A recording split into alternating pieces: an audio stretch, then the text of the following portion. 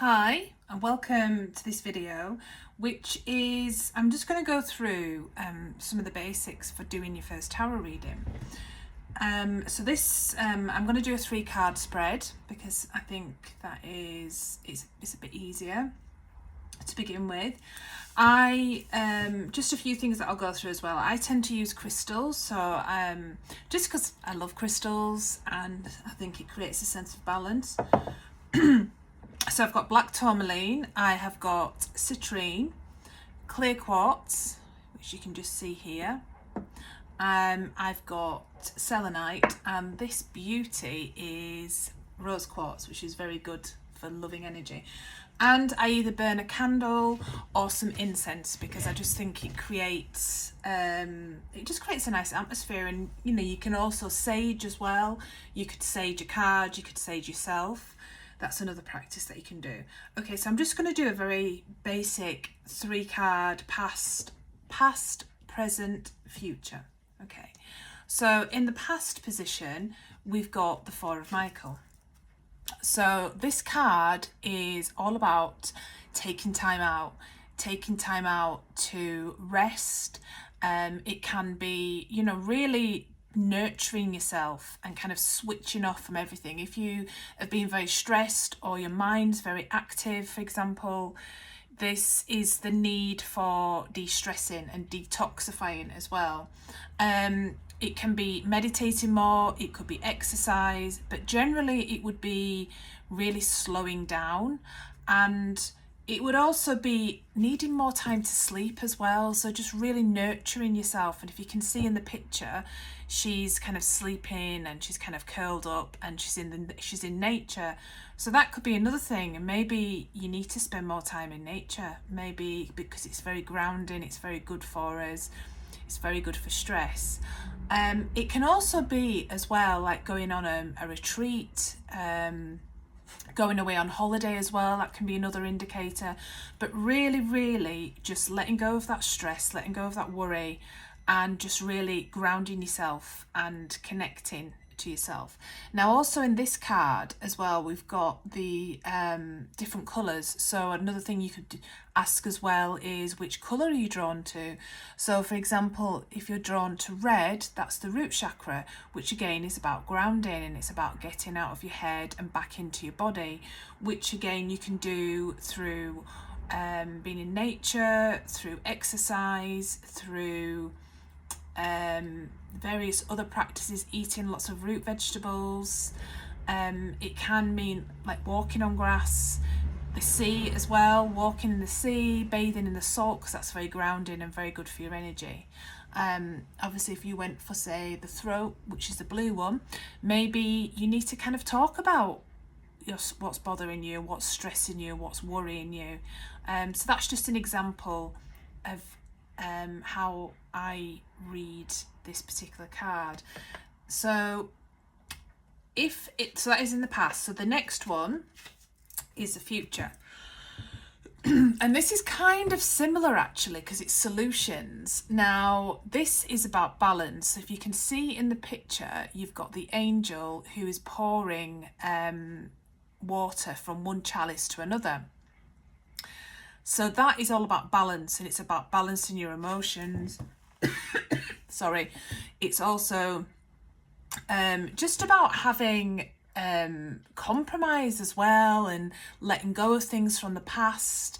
It can also be letting go of energy. So maybe in the past you've done a retreat, you've done more grounding work, more spiritual work, and now this is about letting go of any of that energy. And also it's about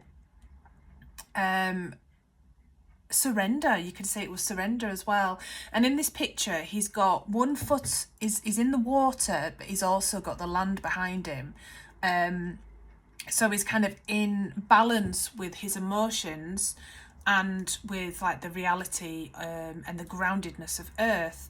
So this is a really good message, that you've gone from feeling very much in need of a rest, and now you're in a much more balanced situation.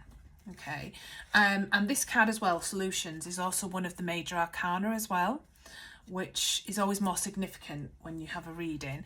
And then the last one, which is the future, is the Queen of Ariel. Now, the Queen of Ariel is, Queen cards can mean two things. So it can either be a person, so it could be you or someone else, or it can be a situation. Now, this Queen, if you can see, and generally the Queen of Ariel would be an earth sign. So she would be Capricorn, Virgo, or Taurus. And in the picture you can see she's got this beautiful table full of beautiful food. She's got flowers and candles. She's got a beautiful gold dress, and she's really kind of stepping into her opulence, I suppose. So it would be someone, if it was a person, it would be someone who's a bit more mature. So it wouldn't be a young girl, for example. That's more a page. She's practical, she's very generous, she likes to look after people and nurture people, she's very down to earth. She's also able to make things look beautiful, be that her surroundings, herself, other people. So that could be someone who's like that in your life, who is such a nurturer and such a down-to-earth kind of like earth goddess. But she's also able to really care for others in a very practical and loving and down-to-earth way.